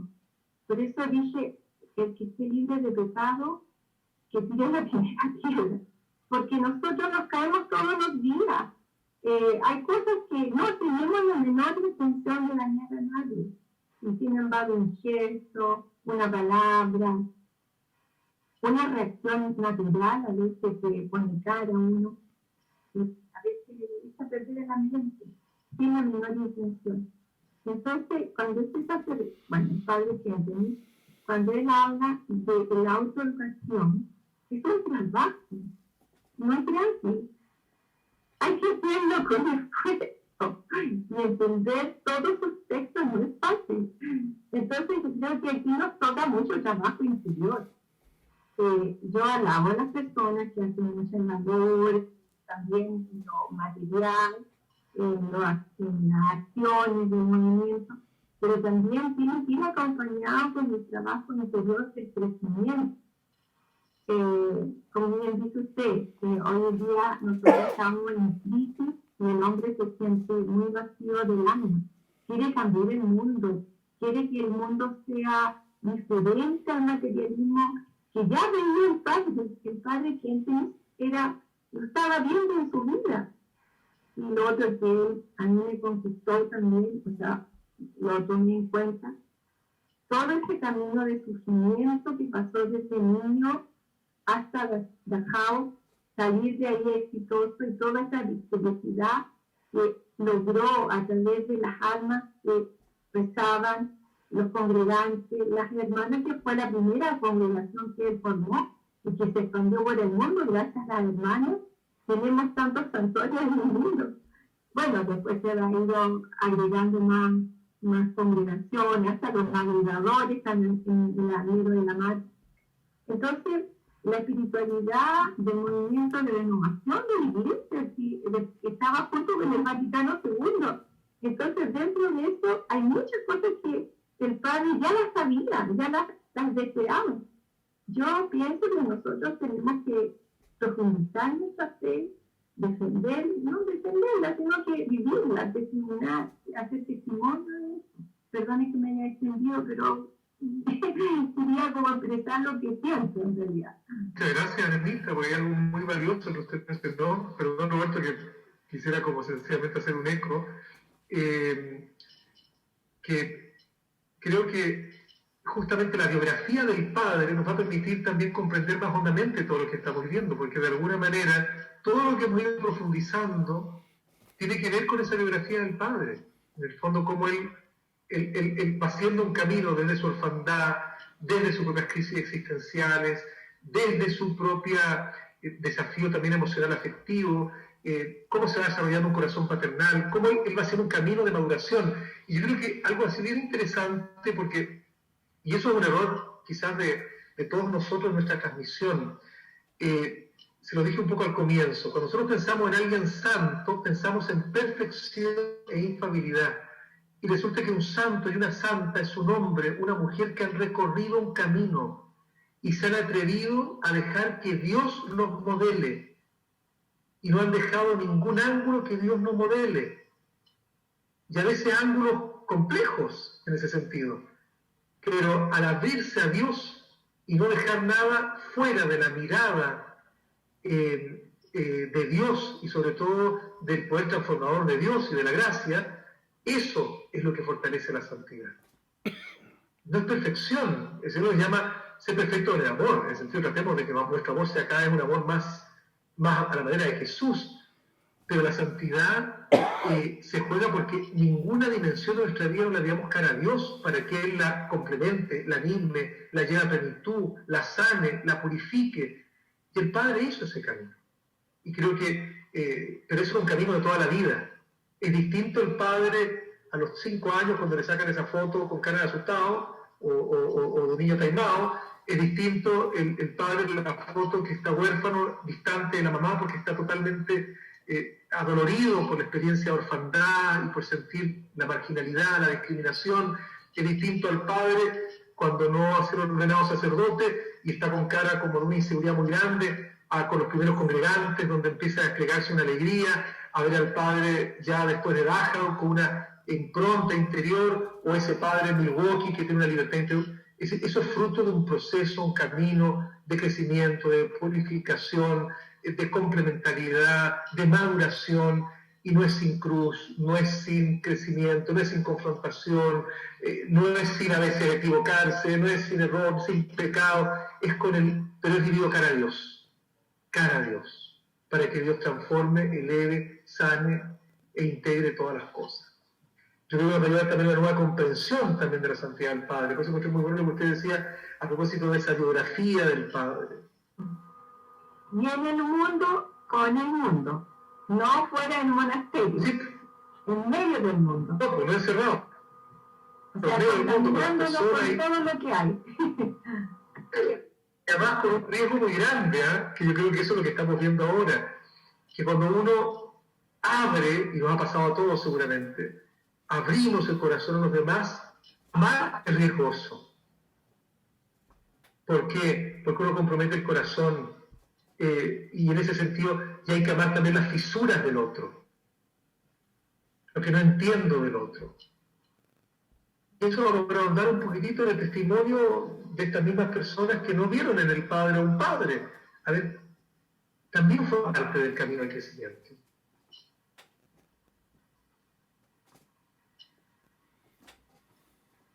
Más allá de las cosas objetivas que habrá que tratar, no lo que uno quizás imaginó o no, pero es como uno vive o siente o ha experimentado las cosas o las personas.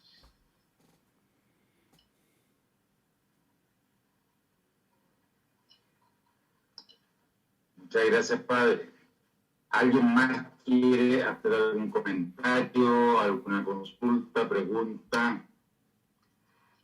Padre Juan Pablo Rodrigo Rivera por acá, disculpe que no prenda la cámara, porque estoy haciendo la batería. Entonces estoy con la luz apagada. Marcarburo digo con una sonrisa eterna. Le saludo con mucho cariño. ¿Cómo está? ¿Bien? Oiga, padre, mire, yo quería... ¿Me escucha? Sí. Ya. No, yo quería complementar que todo esto que ha pasado del padre, yo siento que ha permitido un poco de bajar del altar al padre. Yo creo que nosotros lo teníamos en particular como poner en lugar al padre, Kentenich, poner en contexto. Y yo siento que hoy día la obra de Schoenstatt tiene que seguir adelante y en definitiva, ¿no es cierto?, considerar que esta obra es un instrumento especial de Dios para las necesidades actuales de nuestro tiempo. Y en ese sentido, ya viene la pregunta, pero en ese sentido, la misión de María para este tiempo está dada desde claramente, ¿no es cierto?, la sencillez de las necesidades, ¿no es cierto?, de Jesús desnudo. Y para mí, ¿quién es Jesús desnudo? El hambriento, el enfermo, las personas que están a nuestro lado y que muchas veces pasan desapercibidas, y que el Papa Francisco mucho nos ha llamado a que nosotros podamos llevar nuestro testimonio y poder tener acciones concretas hacia la periferia donde están estas personas. Entonces, en ese contexto, yo le quería hacer dos preguntas. La primera dice relación con si se ha pensado alguna estrategia de cambio comunicacional. Siento y percibo desde el plano personal que la comunicación no ha sido efectiva. ¿Puedes repetirlo porque justo se cortó? Yo le decía un segundo, así que repite la pregunta. Pues. Que si se ha pensado poder cambiar algún tipo o incorporar algún tipo de estrategia en la comunicación, ¿ya? Participaron miles de personas en un conversatorio internacional, se transformó en donde yo sentí y me compartieron varios amigos de las generaciones donde yo participé y personas también que participaron, que no se vio en el ambiente, por ejemplo, de este conversatorio. Entonces, ese conversatorio inicial, desde la vocería oficial, generó muchas preguntas, muchos cuestionamientos, y eso también se dio acá en La Serena, de la misma vocería, en el caso de José Cox, ¿ya? Entonces yo lo dejo planteado, no para que me lo responda, pero también sería bueno pensar en qué se quiere comunicar y también cómo lo está percibiendo el público. Eso lo dejo como acote quizás de comentario, pero la consulta sigue yo que le quiero hacer y me tomo lo que dijo Guillermo con respecto al tema de la juventud. Yo terminé de trabajar con la juventud el año 2012 acá en el movimiento, después de haber participado muchos años. Y en ese momento tuve una conversación muy seria con el asesor, donde yo planteé y dejé algunos atisbos y algunas menciones de posibilidades de incorporar estrategias de trabajo con jóvenes, diferentes a las que hasta la fecha se habían trabajado. Y en ese sentido yo siento que hoy día nosotros debemos descomplejizar Schoenstatt y pensar incluso en llevarlo a un manual de que sea mucho más fácil de digerir, sobre todo para los jóvenes y para las nuevas generaciones que se están incorporando. En ese sentido, por ejemplo, dejar con más claridad que lo que es una causa segunda, que es un capital de gracia, y así poder descomplejizar. El movimiento en sí, cuando uno lo va entendiendo, con el tiempo se va descomplejizando, pero al inicio es muy complejo. Y eso quizás también es una barrera para que nuevas generaciones puedan ingresar. Hoy día yo siento que el santuario es una tremenda oportunidad de poder abrirnos hacia la comunidad y poder salir al encuentro de muchas personas que quieran salir, pero hoy día también usted bien lo dijo al inicio, que la situación país internacional también está dada porque la iglesia no está de moda y que obviamente la gente no está queriendo entrar a movimientos ni a mucho más, porque eso ya hoy día quizás pasó a un segundo plano, un tercero, porque también hemos perdido un poco de, ¿no es cierto?, seguridad y también de credibilidad por las situaciones que hemos estado viviendo. Pero yo también lo dejo planteado porque claramente que así como Guillermo lo ha planteado varias veces, a mí también me encantaría tener varios jóvenes que quizás puedan volver a unirse y poder formar obviamente grupos y situaciones que se puedan generar de vida dentro de la familia. Esos son los comentarios, padre. Bueno, te agradezco Rodrigo, lo primero, yo creo que es un desafío que tú lo has planteado bien. Tenemos un desafío comunicacional súper grande, que tiene desde tener como un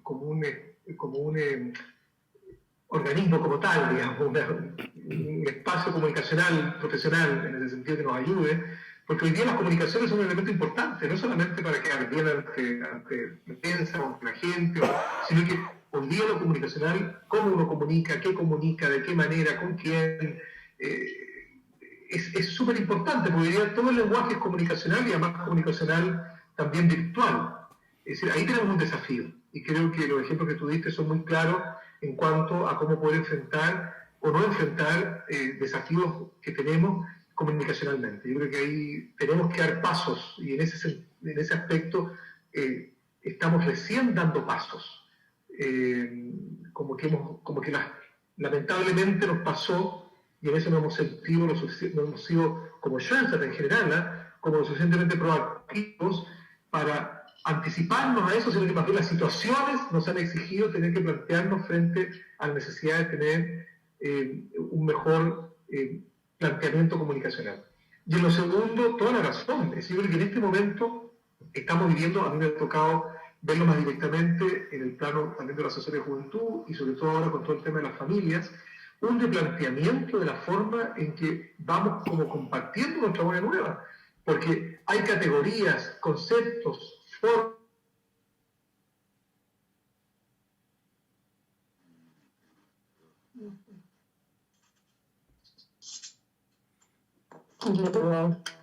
Perdón, se me cortó un segundo, ahora sí vuelvo. No va a traer la Mariela.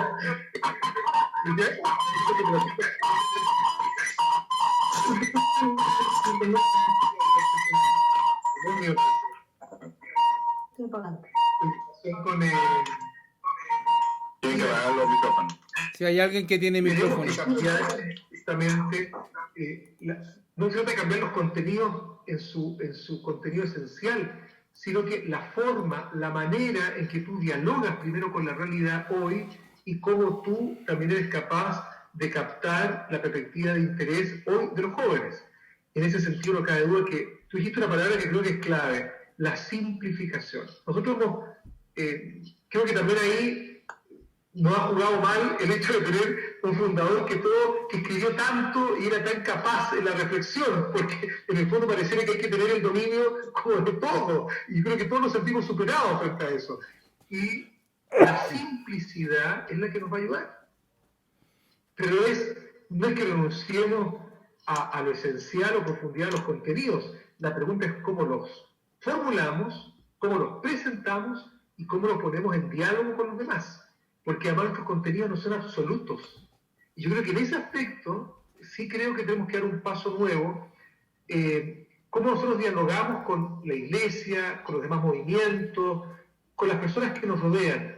Muchas veces nuestro diálogo es de arriba hacia abajo, porque creemos tanto en nuestra misión y en nuestra novedad, como que siempre tenemos nosotros la última palabra.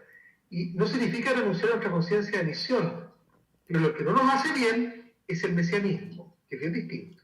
Conciencia de misión es que yo creo en aquello que recibí, lo quiero transmitir, lo quiero compartir, quisiera que otros también hicieran un camino. Pero mesianismo es pensar que todo pasa por lo mío, y solo por lo mío. Y eso no nos ha ayudado muchas veces. Y tenemos que aprender a dialogar enriqueciéndonos mutuamente. Schoenstatt se enriquece con cada movimiento, con la iglesia se enriquece con Schoenstatt.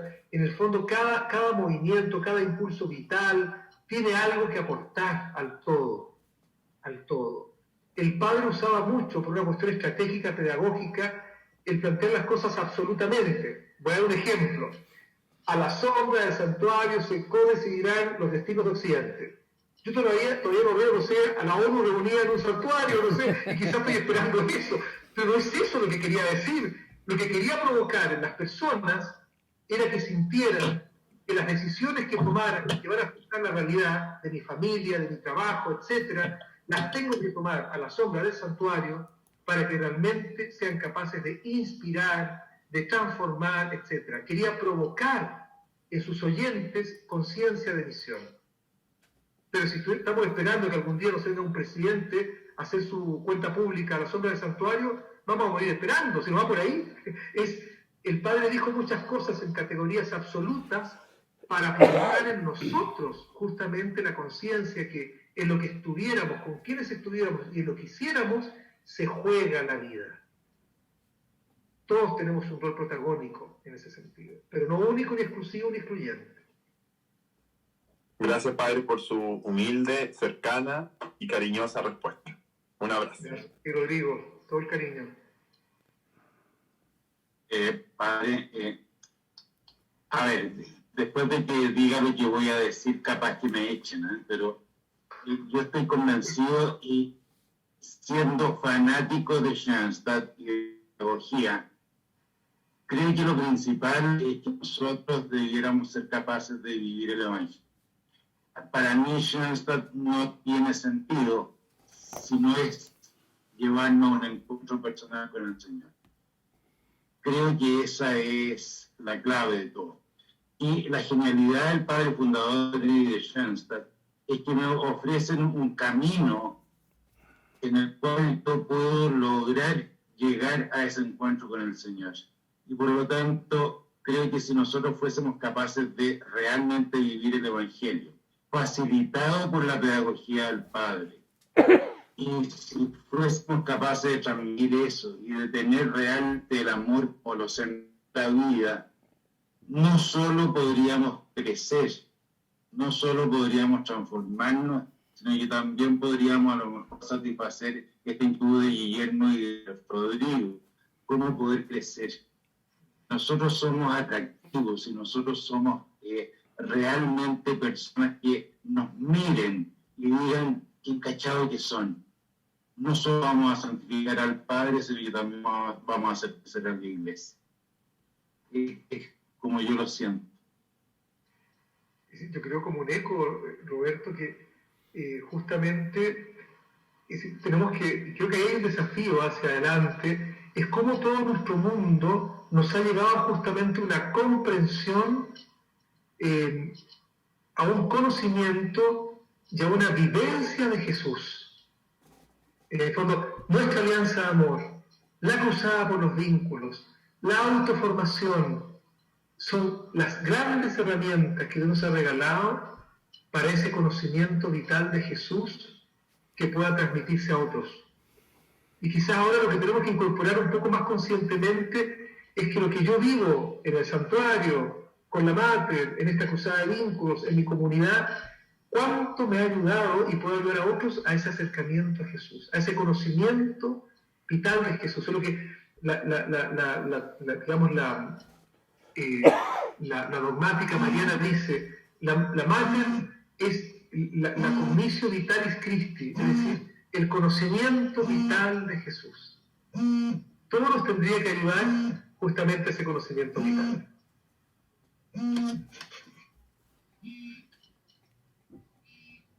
La alarma, padre, la alarma. Es que sabe, se va a reír, pero los voy a hacer partícipes, porque me están llamando mis 4 hermanos porque rezamos al lado de la mamá. Ah, contéstenle nomás. ¿Lo hacemos? Sí, por supuesto. Recemos todos juntos, padre. Rezamos todos, déjenme llamarlos. Eso es familia. Eso es familia, padre. El papá va y me toma la mano a la mamá y es muy bonito eso. A ver, déjenme ver si me puedo comunicar, porque yo soy medio ñudo para estas cosas, entonces déjenme acá. Ya, ahora sí.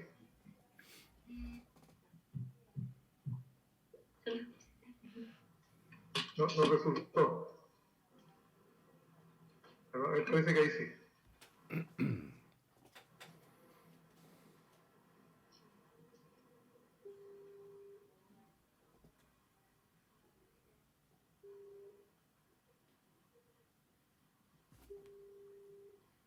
No. Pero les invito a que nos unamos, ¿les parece? Rezamos a la imagen de María y consagramos a la mamá a la madre. En nombre del Padre, del Hijo y del Espíritu Santo. Amén. Y agradecerle, miren qué detalle de Dios, la familia La Serena, tranquilidad para los papás. Y realmente esto a las 9, pero se tiene que haber pasado. Entonces por eso están llamando a esta hora.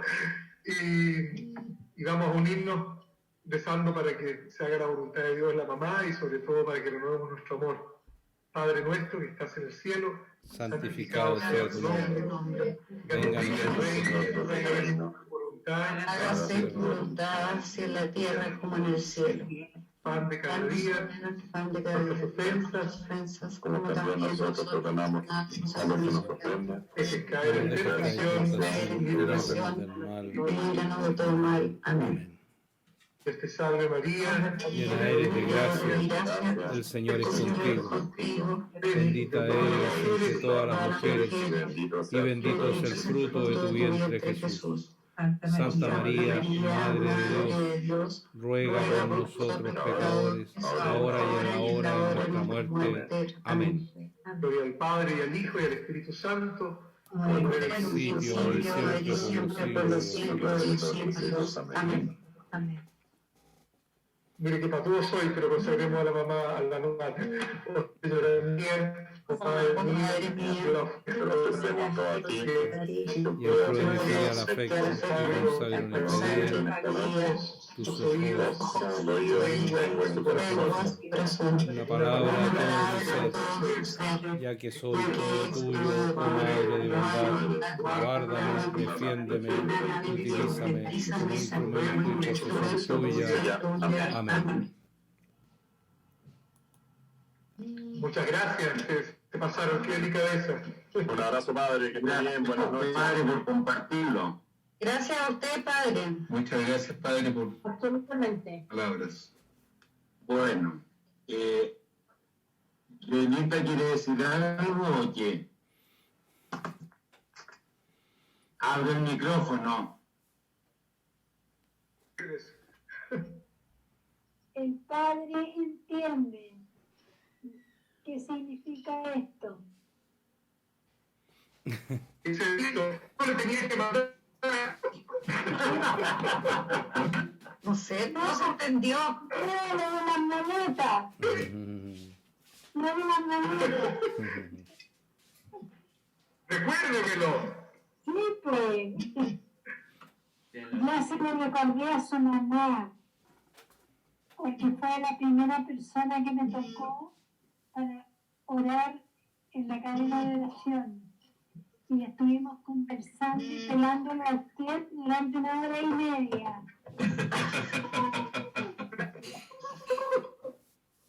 Ella dijo que le hubieran asignado a una persona para que rezara por ella. Era un derroche, porque ella tiene, yo tengo un hijo que es sacerdote y él tiene que rezar por mí. Alcancé a escuchar. Excelente.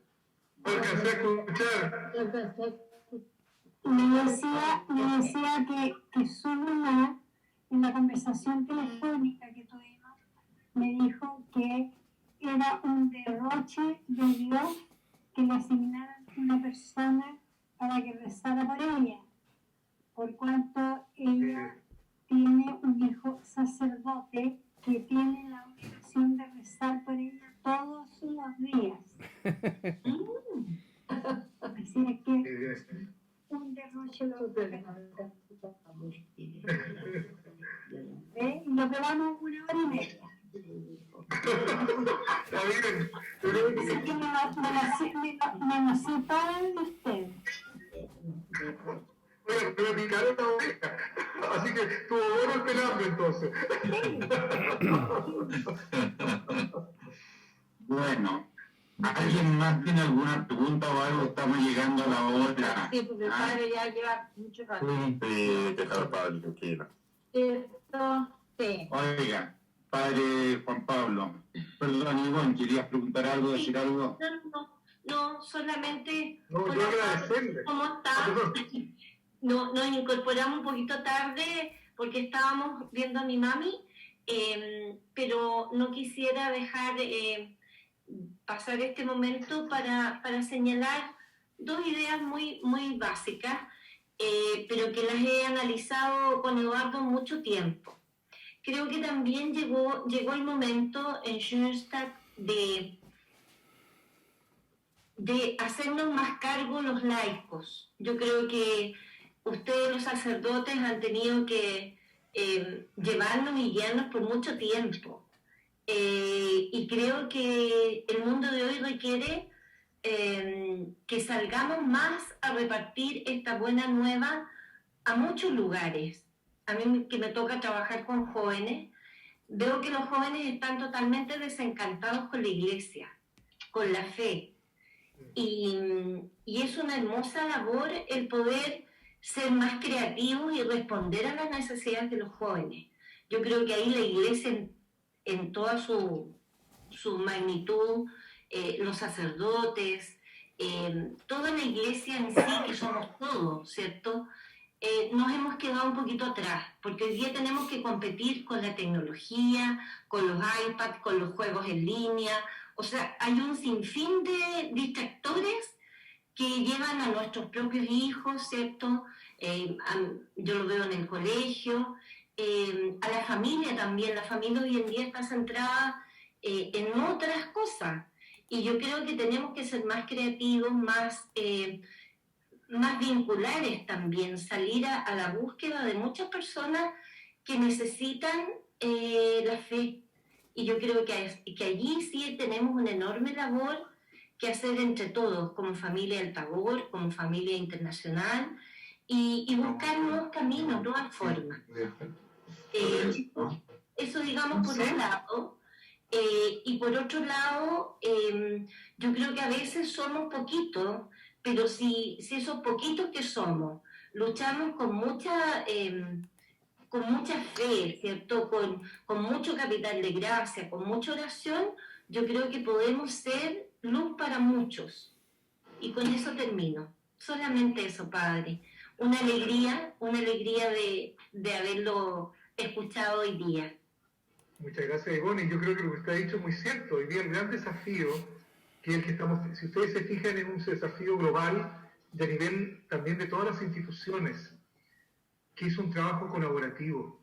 Si nosotros queremos realmente inspirar, acompañar, queremos responder a los desafíos del tiempo, hoy día no es el tiempo de los Quijotes o de los héroes solitarios, es el tiempo de una mutua colaboración donde cada uno tiene un rol, pero todos somos necesarios, y yo creo que en ese aspecto como iglesia tenemos que dar pasos importantísimos, pero no solamente lo veo como un desafío eclesial, es decir, especialmente como iglesia por la misión que tenemos en medio del mundo, pero hoy día es el desafío de la empresa, es el desafío de las instituciones, etc. Si no hay un trabajo colaborativo, inclusivo, difícilmente vamos a responder a los desafíos del tiempo. Así que muchas gracias. Bueno, ha sido una alegría, Roberto, y a todos los miembros de la familia. Muchísimas gracias, Padre. Gracias a usted, Padre, por su tiempo. Muchas gracias, Padre. No lo puedo dejar irse. No lo puedo dejar irse si no nos da la bendición. Feliz, pues. Muy contento, se la doy. En el nombre de... Que el Señor esté con ustedes. Y con tu espíritu.